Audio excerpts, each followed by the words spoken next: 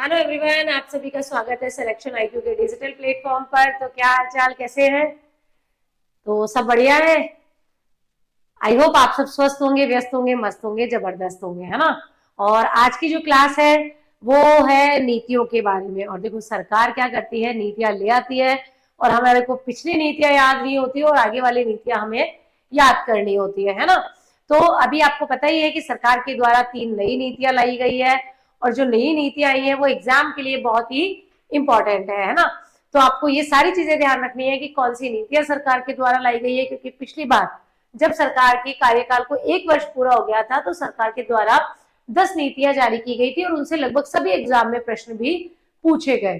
तो नीतियों से प्रश्न पूछे ही जाते हैं। अभी फिर सरकार का जो कार्यकाल है वो 2 वर्ष का कंप्लीट होने वाला है, तो सरकार के द्वारा नीतियां और जो अनाउंसमेंट है, घोषणाएं हैं, कार्यक्रम है, वो लाए जाएंगे। तो हमारे एग्जाम के लिए तो भार बढ़ ही गया ना कि सरकार नीतियां लाई जाएगी और हम पढ़े जाएंगे। ठीक है, तो आप पे 10 नीतियां पहले याद करनी थी, बीच में कुछ और नीतियां आई थी और अभी 3 नीतियां 3 दिसंबर को ही मंजूरी दी गई है। तो राजस्थान सरकार ने 3 दिसंबर 2025 को 3 नई नीतियों को मंजूरी दी है। एक है नई पर्यटन नीति 2025। अब आप बोलेंगे मैम 20 वाले याद नहीं, कोई बात नहीं, लेकिन 25 याद करनी पड़ेगी, है ना। फिर non resident Rajasthan policy of Rajasthan 2025 और तीसरी है राजस्थान ट्रेड प्रमोशन पॉलिसी 2025। तीनों नीतियां एग्जाम के लिए बहुत इंपॉर्टेंट है।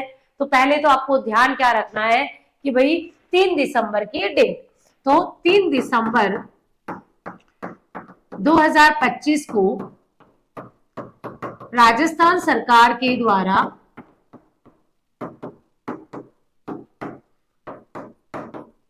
3 नई नीतियां लाई गई। एक तो पहला ये क्वेश्चन हो गया कि कब लाई गई, तो ये आपको ध्यान रखना है। ठीक है, तो ये नीतियों को क्या दी है सरकार ने, 3 नई योजनाओं, सॉरी योजनाएं लिख दी ना, तो योजना एक्सप्रेस चल रही है तो योजनाएं ज्यादा याद रहती है। नीतियों को दिए जी मंजूरी। कौन सी 3 नई नीतियां हैं? तो पहली जो नई नीति है वो है आपकी राजस्थान पर्यटन नीति। ठीक है, और इसे क्या बोलेंगे, नई पर्यटन नीति।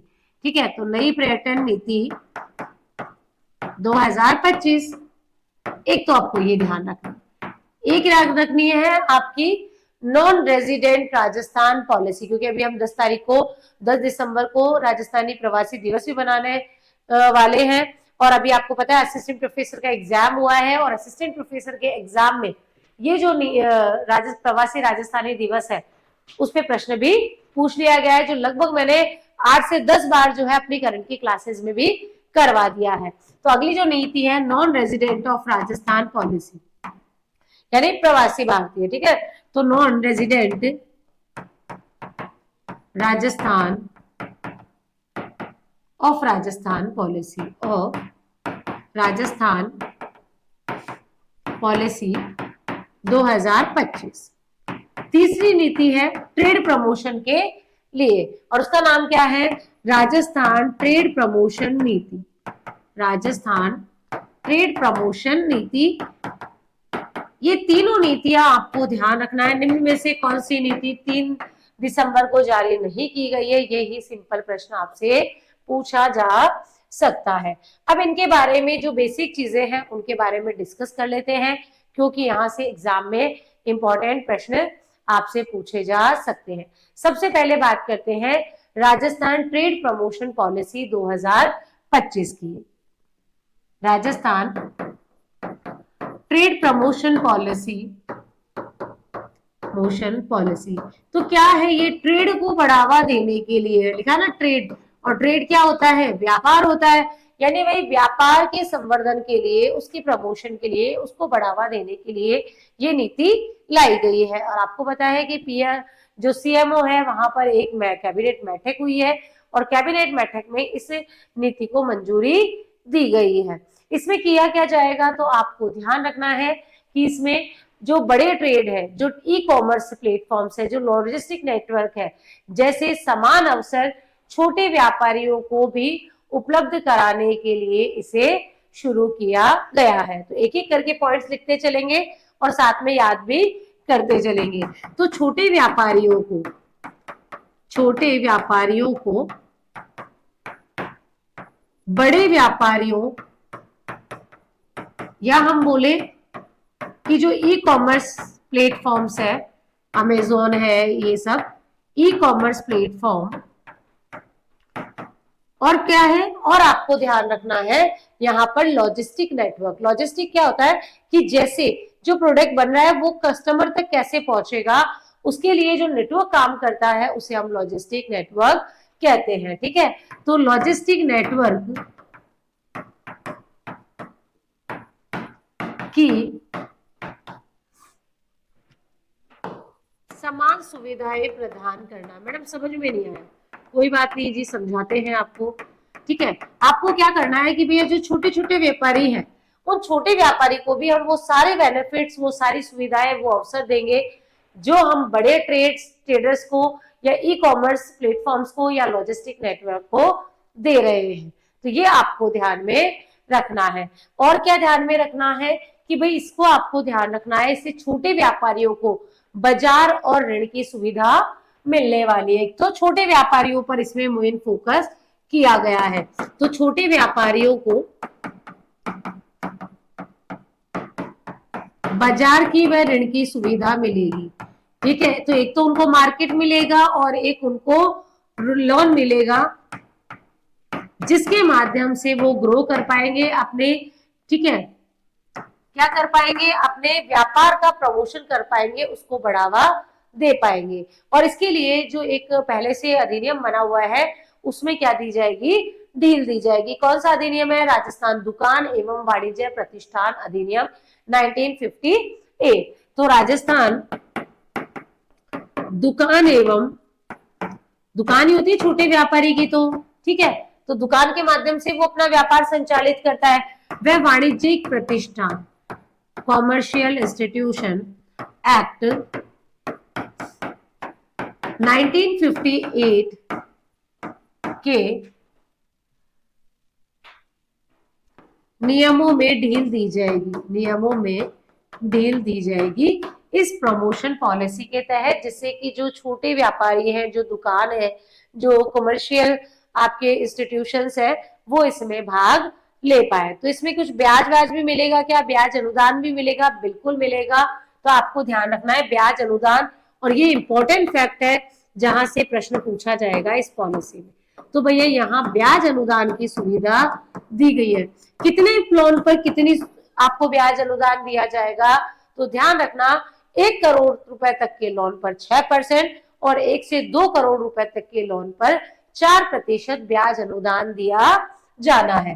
तो 1 करोड़ रुपए तक के ऋण पर कितना, 6% ब्याज अनुदान। ठीक है, और अगर ज्यादा ले लेते हो यानी 1 करोड़ से 2 करोड़ रुपए तक के ऋण पर 4% ब्याज अनुदान दिया जाएगा। स्टार मार्क कर लो इस पॉलिसी में, इसी जो फैक्ट है, पॉइंट है, यहां से प्रश्न पूछा जाएगा। ये किनके लिए, व्यापारियों के लिए है। तो जो भी 1 करोड़ तक का ऋण देगा, सरकार उसको 6% की ब्याज सब्सिडी देगी, और साथ ही जो 1 से 2 करोड़ रुपए तक का ऋण लेगा उसको 4% ब्याज अनुदान दिया जाएगा। कोई विशेष वर्गों को बेनिफिट है क्या, बिल्कुल है भैया, महिला, SC ST दिव्यांग जो भी है। तो आपको ध्यान रखना है कि महिला, SC ST, महिला व दिव्यांग उद्यमियों को हम एक्स्ट्रा प्रमोशन देंगे, एक्स्ट्रा हेल्प करेंगे, को अतिरिक्त 1% अतिरिक्त जगह है ना अपने पास, ठीक है, 1% ब्याज अनुदान दे होगा। ये इंपॉर्टेंट फैक्ट है जी। मान लीजिए क्या मतलब है, इसका मतलब है कि अगर कोई महिला है और वो अपने लिए ऋण लेती है तो उसको 1 करोड़ पर 6% की जगह कितना मिलेगा, 7%। 1% एक्स्ट्रा देंगे तो 7% हो गया। यहाँ 1 से 2 करोड़ में जहाँ 4% मिलता था, तो SC ST, महिला, दिव्यांग अगर ये लेंगे तो इनको भाई 1% एक्स्ट्रा दे देंगे, यानी 4 की जगह 5% इन्हें दे देंगे। जो कोई ऑनलाइन प्लेटफॉर्म पर काम करता है, जैसे मान लीजिए कि मेरी एक छोटी सी दुकान है, उसमें कोई प्रोडक्ट बनता है, या मैं छोटा व्यापारी हूं, मैं कोई प्रोडक्ट ऑनलाइन प्लेटफॉर्म के माध्यम से बेचता हूं, तो ऑनलाइन प्लेटफॉर्म का यदि मैं प्रयोग करता हूं तो मुझे फीस का 75% तक या अधिकतम 50,000 रुपए तक की सहायता भी दी जाएगी। ये भी इंपॉर्टेंट फैक्ट है जहां से प्रश्न पूछा जा सकता है। तो ऑनलाइन प्लेटफॉर्म जिससे ज्यादा से ज्यादा ई कॉमर्स पर बल दिया जाए, पर क्या करना है, हमें प्रोडक्ट को बेचना है या प्रयोग करना है। ई प्लेटफॉर्म के उपयोग करने पर प्लेटफॉर्म फीस, ऐसे कोई थोड़ी बेचने देगा। मैं आज अमेजोन जो है, फ्लिपकार्ट है, मित्रा है, वो मुझे अपना प्रोडक्ट क्यों बेचने देगा, उससे मेरे को क्या करना पड़ेगा। तो भैया यहाँ ध्यान रखना है कि ऑनलाइन प्लेटफॉर्म इस्तेमाल करने वाले व्यापारियों को फीस का 75% देना होगा। तो प्लेटफॉर्म फीस का 75%, और भी भैया तो परसेंटेज में है, आपको याद रखना है अमाउंट भी। तो 75% या मैक्सिमम कितना जी, 50,000 रुपए की दी जाएगी जी सहायता। ये ध्यान रख लेना जी आप, इंपॉर्टेंट है, पूछा जा सकता है। ठीक है, तो भैया या तो 75% या हम जो है 50,000 रुपए तक की सहायता इसके तहत देंगे। और अगर बोले तो ये जो आपकी योजना है वो अगर लागू हो जाती है तो इसका बेनिफिट क्या क्या होगा। तो भैया इसमें राज्य के 10.5 लाख से अधिक दुकान बाजार इनमें निवेश बढ़ेगा, नए रोजगार को सृजित किया जाएगा। तो ये भी आप ध्यान रखना, डेटा पे प्रश्न पूछे जाते हैं पॉलिसी से, और पॉलिसी को बिल्कुल हल्के में मत लेना, बहुत डिटेल में प्रश्न पूछे जाते हैं स्टेटमेंट वाले। तो आपको ध्यान रखना है कि राज्य की 10.5 लाख दुकानों व छोटे व्यापारियों को शामिल किया गया है, और शामिल करके उनको क्या दिया जाएगा भाई, रोजगार दिया जाएगा। शामिल कर निवेश में वृद्धि व रोजगार सृजन पर बल दिया जाएगा। तो इनको हम शामिल करेंगे। यहाँ देखो ये डेटा आपको ध्यान रखना है, 10.5 लाख दुकानों को, इसको आपको ध्यान में रखना है। ये आपसे पूछा जा सकता है क्योंकि इंपॉर्टेंट है। ठीक है, तो जो इंपॉर्टेंट है वो आपको ध्यान रखना है।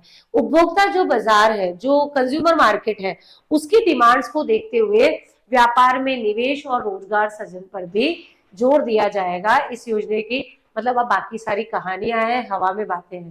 ठीक है, तो बाकी सब हवा में बातें हैं। आपको दो चीजें ध्यान रखना है, एससी एसटी महिला दिव्यांग को 1% अतिरिक्त ब्याज अनुदान दिया जाएगा, और 1 करोड़ के ऋण पर 6% और 1 से 2 करोड़ रुपए तक के ऋण पर 4% ब्याज अनुदान की फैसिलिटी इसके तहत दी गई है कि भैया छोटे जो व्यापारी है उनको भी बड़े व्यापारी ई कॉमर्स ट्रेड सेंटर की तरह लाभ मिल पाए, इसको आपको ध्यान रखना है। ठीक है, क्योंकि इससे क्या होगा, जो छोटे छोटे व्यापारी है वो भी हिम्मत कर पाएंगे, वो भी लोन ले पाएंगे, वो भी अपने जो व्यापार है उसको आगे ले जा पाएंगे। और इस नीति में ईज ऑफ डूइंग बिजनेस सुधारों को भी महत्वपूर्ण स्थान दिया गया है। तो इसमें ईज ऑफ डूइंग सुधारों पर भी बल दिया गया। ठीक है जी, तो ये पॉलिसी हो गई हमारी इंपॉर्टेंट, एग्जाम के लिए आपको ध्यान में रखना है। नाम है राजस्थान ट्रेड प्रमोशन पॉलिसी। इसमें 2 फैक्ट आपको स्पेशल ध्यान रखना है, एक ये और एक ये। तो ये 2 फैक्ट आप ध्यान रख लेना, बाकी सब तो कहानियां हैं। ठीक है, तो ये अगर आप ध्यान रख लोगे तो अपना काम बन जाएगा, बाकी सब हवाओं में फिजाओं में रहता ही है। ठीक है, तो बातें तो कर ही लेना कि भाई छोटे व्यापारियों को बाजार मिलेगा, ऋण मिलेगा। ठीक है, उन्हें जो है खुदरा व्यापारियों को लाभ मिलेगा, व्यापार बढ़ाने का अवसर मिलेगा, निवेश बढ़ाने का अवसर मिलेगा। वो सब आप अपने आप से लिख दोगे, मुझे पूरा भरोसा है आप पर, है ना। तो जहां तक है स्टेटमेंट में, ये 2 स्टेटमेंट आपसे पूछे जा सकते हैं, ये आपको ध्यान रखना है। अगली नीति कौन सी है, नॉन रेजिडेंस राजस्थान पॉलिसी। तो नॉन रेजिडेंस राजस्थान पॉलिसी 2025। अब नॉन रेजिडेंस होते कौन है, तो भैया ये होते हैं प्रवासी राजस्थानी। इनको हम क्या कह सकते हैं, प्रवासी राजस्थानी। राजस्थानी तो उद्देश्य क्या हो गया भैया, अभी प्रवासी, और आपको बताया कि प्रवासी राजस्थानियों पे हम बहुत ज्यादा काम कर रही है अभी सरकार, इसीलिए पिछली बार जो है उसमें राइजिंग राजस्थान ग्लोबल समिट के दौरान ही 10 दिसंबर को प्रवासी राजस्थान दिवस बनाए जाने की भी घोषणा सरकार के द्वारा कर दी थी। तो अगर हम बात करें कि इस पॉलिसी के बारे में, तो इस पॉलिसी में क्या क्या करना है, एक तो मेन उद्देश्य है कि भैया जो भी हमारे बाहर रह रहे हैं ना प्रवासी, उनको यहाँ से जुड़ाव महसूस हो, वो अपना निवेश यहाँ करे, व्यापार यहाँ करे, और आपको कहते हैं ना, जहां ना पहुंचे बैलगाड़ी वहां पहुंचे मारवाड़ी।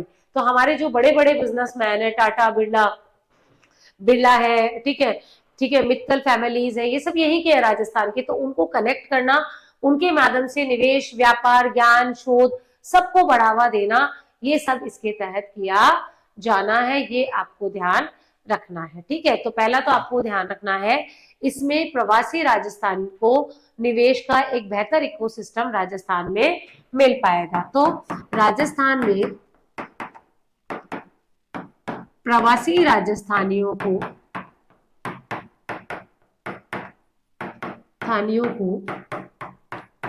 निवेश का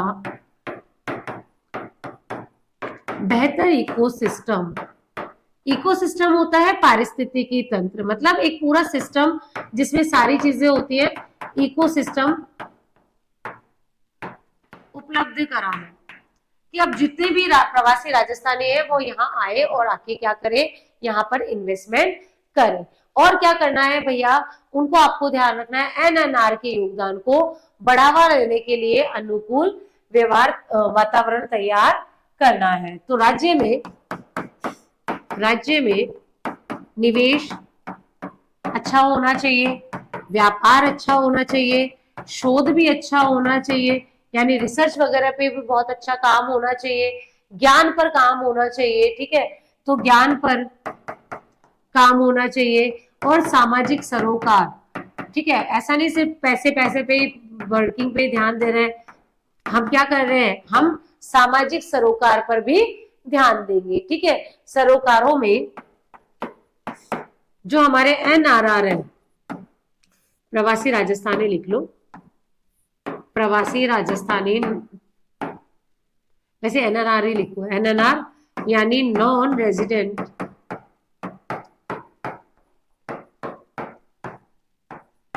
ऑफ राजस्थान, इसे हम कहते हैं एनएनआर, नहीं तो कहीं एनएनआर पढ़ोगे फिर कंफ्यूज जाओगे।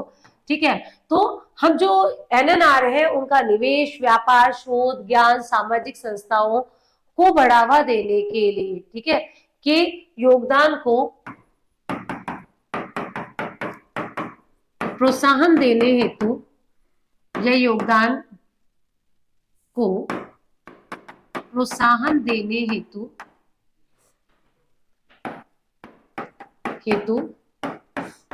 अनुकूल माहौल तैयार करना, तो क्या ऐसा वातावरण देना जो हमारे एनएनआर है कि भैया वो यहाँ पर रिसर्च करे, यहाँ पर इन्वेस्टमेंट करे, यहाँ ट्रेडिंग करे, ये सारी चीजें ये करे। और इसके लिए हम याद रखना एक एनआरआर इन्वेस्टमेंट फैसिलिटेशन सेल, यहां से प्रश्न डेफिनेटली पूछा जाएगा कि एनआरआर, ठीक है, देखो मैं बार बार इसलिए लिख रही हूँ कि आपको याद भी हो जाए। तो एनएनआर इन्वेस्टमेंट फैसिलिटेशन,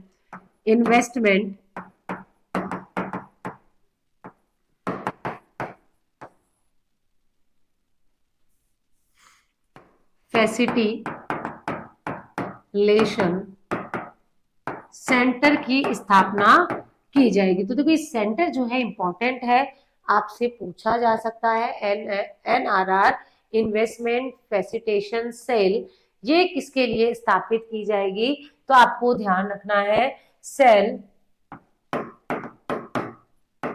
स्थापित होगी, और ये क्या करेगी भैया, जो भी निवेश से संबंधित मुद्दे हैं उनका समाधान करेगी। तो निवेश से संबंधित जो भी प्रक्रियाएं हैं उनके लिए समन्वय स्थापित करेगी।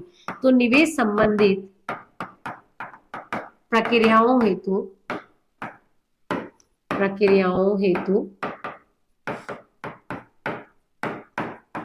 समन्वय स्थापित करेगी, समन्वय का कार्य करेगी। नाम क्या है, तो नाम ध्यान रखना है NRR, इन्वेस्टमेंट फैसिलिटेशन सेंटर।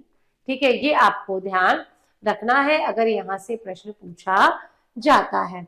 इसमें आपको और ध्यान रखना है, राजस्थान फाउंडेशन चैप्टर, आपको मैंने पहले बताया था जब इकोनॉमिक सर्वे पढ़ाया था कि राजस्थान फाउंडेशन एक ऐसी संस्था है जो प्रवासी राजस्थानियों से जुड़ाव के लिए काम करती है, विभिन्न प्रकार के कल्चरल या सोशल इवेंट्स करती है। तो राजस्थान फाउंडेशन चैप्टर में इन्वेस्टमेंट कोऑर्डिनेटर्स की नियुक्ति भी की जाएगी जो कि इन्वेस्टमेंट के लिए काम करेंगे। तो एक और लिख लो या नेक्स्ट पेज पे ले लो, नेक्स्ट पेज पे ले लेते हैं। तो आपको ध्यान रखना है कि जो राजस्थान फाउंडेशन है, चैप्टर का मतलब है जहां पर उनके ऑफिस होते हैं। राजस्थान फाउंडेशन चैप्टर्स, चैप्टर्स मतलब होता है जहां जहां उनके ऑफिस है। मान लीजिए दुबई में एक ऑफिस है ना, वहां पर हम क्या करेंगे, इन्वेस्टमेंट कोऑर्डिनेटर्स नियुक्त करेंगे। में इन्वेस्टमेंट कोऑर्डिनेटर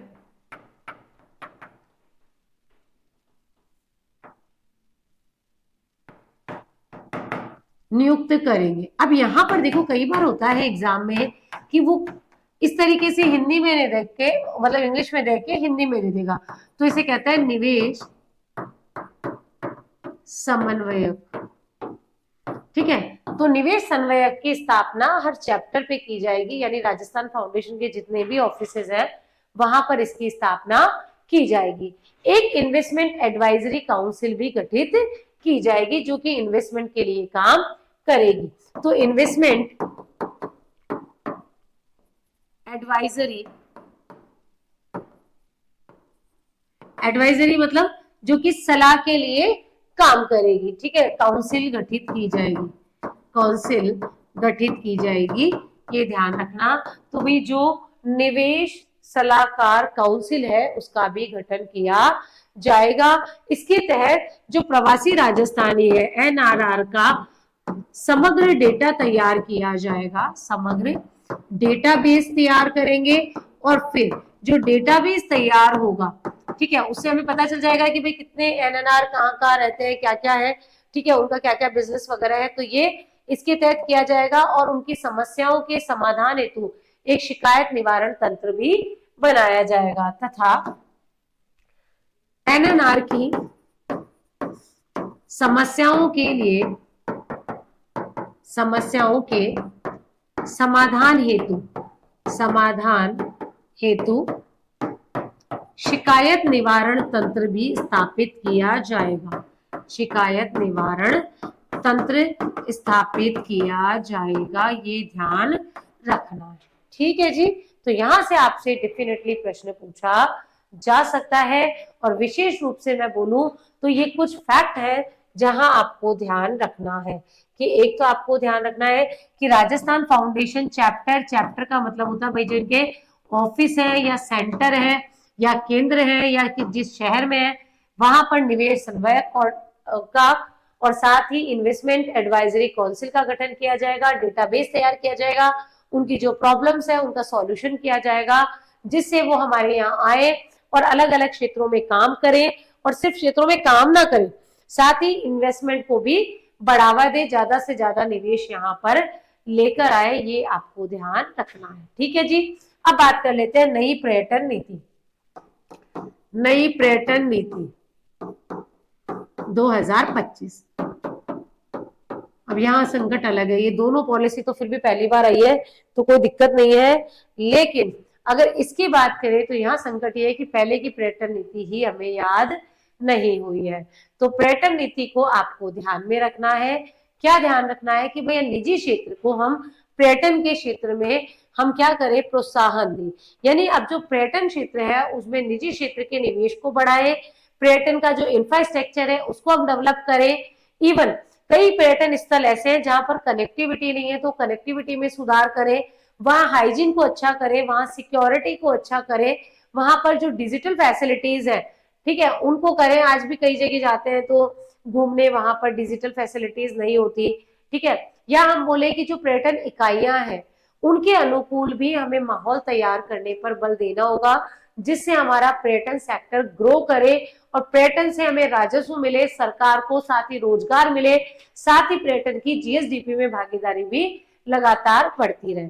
और इस नीति में जो चयनित जिले हैं उनमें हम विशेष पर्यटन क्षेत्र, जिसे हम STZ कह रहे हैं, उनका विकास करेंगे, धार्मिक पर्यटन मार्गों का विकास करेंगे, वन या धार्मिक क्षेत्रों के आसपास जो पर्यटन हब है उनका विकास करेंगे, कई प्रकार के सर्किट बनाएंगे, जैसे शौर्य सर्किट, जैसे बर्ड वॉचिंग सर्किट, जैसे projection mapping and light and sound show, क्योंकि light and sound show Amer में होता है, बहुत बढ़िया होता है ना, ठीक है। प्रीपेड टैक्सी बूथ है, 2 व्हीलर टूर है, ठीक है, या हम बोले ट्रैवल कार्ड है, होम स्टे रहना, पेइंग गेस्ट की, यानी कुल मिला के वो सभी सुविधाएं जो कि हमारे पर्यटन क्षेत्र को बढ़ावा देती है, उन पे हम यहाँ पर फोकस करने वाले हैं। इवन जो पर्यटन है उसकी, या जो पर्यटकों को प्रॉब्लम्स आती है उसके लिए हम 24/7 का एक कॉल सेंटर भी स्थापित करेंगे। आज मैं पर्यटक हूँ, मैं कहीं आई और मुझे कोई दिक्कत आ रही है, तो इस केस में क्या करूंगी, 24/7 एक टोल फ्री नंबर रखेंगे, कॉल सेंटर होंगे जहां पर आप कॉल कर सकते हो। पर्यटन पोर्टल या मोबाइल एप्स या डिजिटल जो संग्रहालय है, डिजिटल म्यूजियम है, उन पर भी हम विकास करेंगे। अल्टीमेटली हम जो है पर्यटन को बढ़ावा देंगे इसके माध्यम से। तो ये चीजें आपको यहाँ पर ध्यान में रखनी है, ठीक है जी। चलो, तो पहला तो आपको ध्यान रखना है पर्यटन क्षेत्र में निजी निवेश को बढ़ावा देना, निजी क्षेत्र के निवेश को बढ़ावा देना, यानी ये प्राइवेट सेक्टर भी जो है इन्वेस्टमेंट करेगा आपके पर्यटन क्षेत्र में। दूसरा आपको क्या ध्यान रखना है कि भाई पर्यटन के लिए पर्यटन इंफ्रा का विकास करना, इंफ्रा का विकास करना, यही करना है क्या? नहीं जी, और क्या करना है? पर्यटकों की सुरक्षा व स्वच्छता सुनिश्चित करना। देखो ये सब कहानियां हैं, इसमें कुछ भी आपको ध्यान रखना नहीं है, सब हवाओं में फिजाओं में है, बस आपको इनको कनेक्ट करना है जी, और कुछ नहीं करना, ठीक है। या कनेक्टिविटी बढ़ाना, प्रमुख पर्यटन स्थलों पर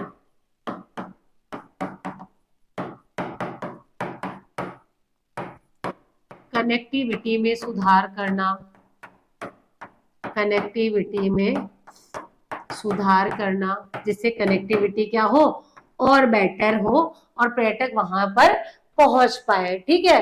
फिर आपको ध्यान रखना है डिजिटल सुविधाओं का विस्तार, यानी टिकट वगैरह सब ऑनलाइन हो तो डिजिटल सुविधाओं का विस्तार। ये सारी चीजें ऑनलाइन हो गई है, तो अगर किसी को कोई बुक भी कराना है टिकट वगैरह, तो वो सब चीजें किससे हो? ऑनलाइन माध्यम से यहाँ पर संचालित हो, इसको भी ध्यान रखना है। आदि सुविधाओं पर बल दिया जाएगा, आदि सुविधाओं पर बल दिया जाएगा, ये आपको ध्यान रखना है। इसके अलावा और क्या ध्यान रखना है? तो भैया पर्यटन इकाई जो कि पर्यटन के लिए काम करती है, और इसके लिए एक अलग से पॉलिसी थी, ठीक है, तो वो थी पर्यटन इकाई नीति, वो भी आपको ध्यान रखना है। तो आपको ध्यान रखना है पर्यटन इकाइयों के लिए अनुकूल वातावरण तैयार करना, जिससे ज्यादा से ज्यादा पर्यटन इकाइयां स्थापित की जाए और पर्यटन क्षेत्र को बढ़ावा भी दिया जा सके, ठीक है। एक आपको क्या ध्यान रखना है कि भैया यहाँ पर हम विशेष पर्यटन क्षेत्र का विकास करेंगे, तो चयनित जिलों में, सब में तो नहीं करेंगे, चयनित जिलों में विशेष पर्यटन क्षेत्र, इसे क्या कहेंगे हम? स्पेशल टूरिज्म सेक्टर, ठीक है, इनका विकास भी यहाँ पर किया जाएगा, जिससे हम कहते हैं STZ, ठीक है। तो यहाँ क्षेत्र जोन है STZ का विकास करना। तो STZ क्या है कि भाई जहां पर विशेष पर्यटन क्षेत्र स्थापित होंगे उन्हें हम STZ कहेंगे, स्पेशल टूरिस्ट जोन, इनका भी यहाँ पर विकास किया जाना है। और क्या करना है, तो वो बाकी सब कहानियां जो हमेशा आपको पता है कि धार्मिक पर्यटन मार्गों का विकास करना है, धार्मिक पर्यटन मार्गों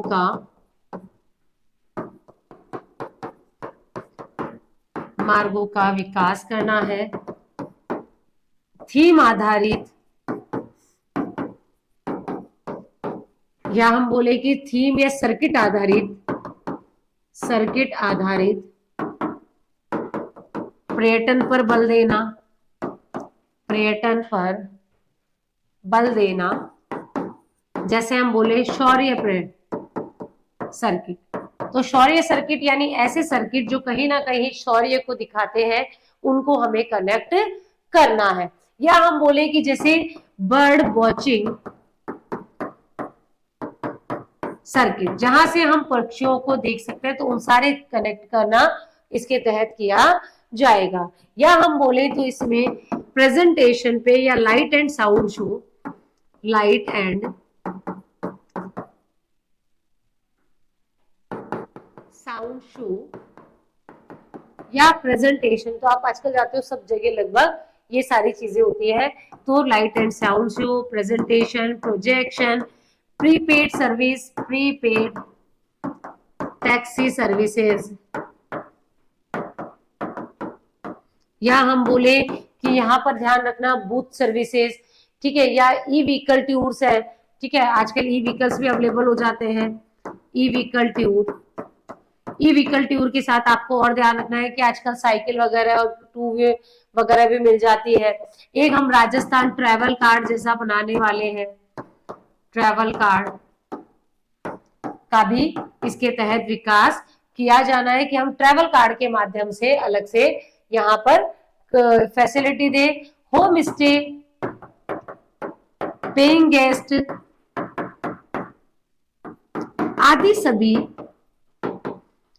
आदि सभी सुविधाओं को